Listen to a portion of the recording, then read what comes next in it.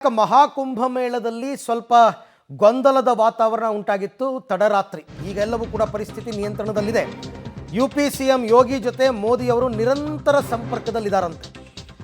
ಕಳೆದ 9 ಗಂಟೆಯಲ್ಲಿ 4 ಬಾರಿ ಯುಪಿ ಸಿಎಂಗೆ ಕರೆ ಮಾಡಿದ್ದಾರೆ ಪ್ರಧಾನಿ ಮೋದಿ. ಸುರಕ್ಷತಾ ಕ್ರಮಗಳ ಬಗ್ಗೆ ಮಾಹಿತಿಯನ್ನು ಪಡೆದಿದ್ದಾರೆ. ನಿರಂತರವಾಗಿ ಕೇಂದ್ರ ಸರ್ಕಾರ ಟಚ್ ಅಲ್ಲಿದೆ. ಯುಪಿ ಸಿಎಂ ಯೋಗಿ ಜೊತೆ ಮೋದಿ ಅವರು ನಿರಂತರ ಸಂಪರ್ಕದಲ್ಲಿದ್ದಾರೆ ಅಂತಕ್ಕಂಥ ಮಾಹಿತಿ.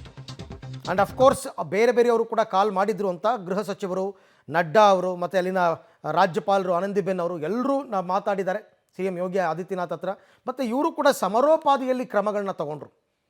ವೆರಿ ಶಾರ್ಟ್ ಡ್ಯೂರೇಷನ್ನಲ್ಲಿ ಅವರು ಪರಿಸ್ಥಿತಿಯನ್ನು ಕಂಟ್ರೋಲಿಗೆ ತಗೊಂಡ್ರು. ಈ ಬಗ್ಗೆ ಮತ್ತಷ್ಟು ಮಾಹಿತಿ ನನ್ನ ಕೊಲೀಗ್ ಶಬೀರ್ ಅವರಿಂದ ಪಡ್ಕೊಳ್ಳೋಣ. ಶಬೀರ್, ಈಗ ಒಂದು ಕಡೆ ಕೇಂದ್ರ, ಮತ್ತೊಂದು ಕಡೆ ಉತ್ತರ ಪ್ರದೇಶ ಸರ್ಕಾರ ನಿರಂತರ ಸಂಪರ್ಕದಲ್ಲಿದೆ ಮತ್ತು ಇಷ್ಟು ಬೇಗ ಪರಿಸ್ಥಿತಿಯನ್ನು ಹತೋಟಿಗೆ ತಗೊಳ್ಳುವಂತಹ ಕೆಲಸ ಪ್ರಯಾಗ್ರಾಜ್ನಲ್ಲಿ ಆಗಿದೆ ಅಂತ ಅನ್ಬೋದಾ ಅಂತ?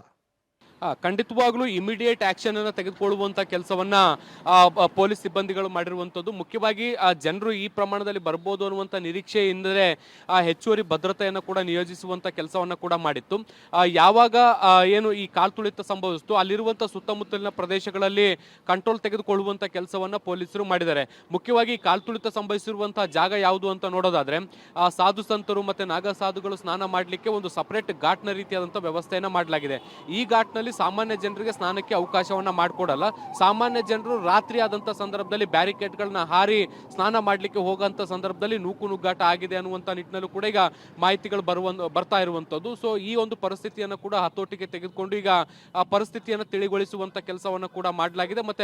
ಮತ್ತೆ ಪುಣ್ಯ ಸ್ನಾನಕ್ಕೂ ಕೂಡ ಅವಕಾಶವನ್ನ ಮಾಡಿಕೊಡುವಂತ ಕೆಲಸವನ್ನ ಕೂಡ ಈಗ ಸದ್ಯಕ್ಕೆ ಮಾಡಲಾಗಿದೆ. ಸಂಪೂರ್ಣವಾಗಿ ಪರಿಸ್ಥಿತಿ ನಿಯಂತ್ರಣಕ್ಕೆ ಇದೆ.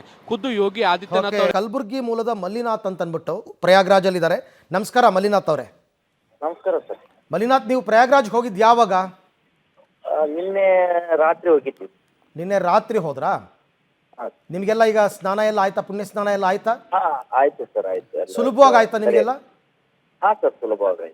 ಓಕೆ. ಅಲ್ಲ, ಅಲ್ಲೇನೋ ತುಂಬ ನೂಕು ನುಗ್ಗಲು, ತಳ್ಳಾಟ, ನೂಕಾಟ, ಕಾಲು ತುಳಿತ ಅಂತೆಲ್ಲ ಹೇಳಿದ್ರಲ್ಲ, ಪರಿಸ್ಥಿತಿ ಹೇಗಿದೆ ಅಂತ? ಇಲ್ಲ ಸರ್, ನಾವು ಬೇರೆ ಕಡೆ ಸ್ನಾನ ಮಾಡಿದ್ವಿ. ಅಲ್ಲೇ ತ್ರಿವೇಣಿ ಸಂಗಮದಲ್ಲಿ. ಅಲ್ಲಿ ಇನ್ನೊಂದು ಗಂಗಾ ನದಿ ಹರಿಯುತ್ತೆ, ಅಲ್ಲಿ ಸ್ನಾನ ಮಾಡಿ ಸ್ವಲ್ಪ ಜನ ಕಾಲು ತುಳಕ್ಕೆ. ಯಾಕೆಂದ್ರೆ ಮೌನಿ ಅಮಾವಾಸ್ಯೆ ನಿಮಿತ್ತವಾಗಿ ನಿನ್ನೆ 2-3ರಷ್ಟು ಜನ ಜಾಸ್ತಿ ಸೇರಿದ್ರು. ಹೀಗಾಗಿ ಪೊಲೀಸರಿಗೆ ಕಂಟ್ರೋಲ್ ಮಾಡಕ್ ಆಗ್ಲಿಲ್ಲ. ಅಲ್ಲ ಅಲ್ಲ, ಅದೆಲ್ಲ ಆದಾಗ ನೀವು ಎಲ್ಲಿದ್ರಿ ಅಂತ ಆ ಸಮಯದಲ್ಲಿ? ಆ ಕಡೆ ಅದಾಗಿದೆ ಸರ್, ನಾವು ಈ ಕಡೆ ಇದ್ವಿ. ಅಲ್ಲೇ ಸುಮಾರು ಒಂದು 500 ಮೀಟರ್ ಹತ್ರ. ಓಕೆ. ಬಟ್ ಆಮೇಲೆಲ್ಲ ಸ್ನಾನ ಸ್ಟಾಪ್ ಮಾಡಿಬಿಟ್ರಾ ಇಮಿಡಿಯೇಟ್ ಆಗಿ? ಹಾ ಸರ್, ಸ್ಟಾಪ್ ಮಾಡಿದ್ರು.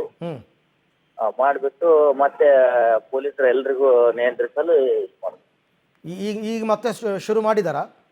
ಹಾ ಸರ್, ಮಾಡಿದ್ದಾರೆ. ಹೆಂಗಿದೆ ಅಲ್ಲಿ ವ್ಯವಸ್ಥೆ ಎಲ್ಲ? ಎಲ್ಲ ಸರಿಯಾಗಿದೆ ಸರ್, ಎಲ್ಲ ಸರಿಯಾಗಿದೆ. ಸುಮಾರು 2-3 ಪಟ್ಟು ಜನ ಜಾಸ್ತಿ ಬಂದಿದ್ದ ಕಾರಣ ಆಮೇಲೆ 10ರಿಂದ ಪಾರ್ಕಿಂಗ್ ಇರೋದ್ರಿಂದ ಎಲ್ಲ ಜನ ಒಮ್ಮೆಗೆ ಬಂದು ಇದಾಗಿದೆ. ಅಲ್ಲ, ಒಂದು 10 ಕೋಟಿ ಜನ ಬರ್ತಾರೆ ಅಂತ ಎಕ್ಸ್ಪೆಕ್ಟೇಷನ್ ಮೊದಲೇ ಇತ್ತು ಸರ್ಕಾರಕ್ಕೆ? ಅವು ಇರ್ಲಿಲ್ಲ ಸರ್, ಇರ್ಲಿಲ್ಲ ಅಷ್ಟು ಜನ ಬರೋದು.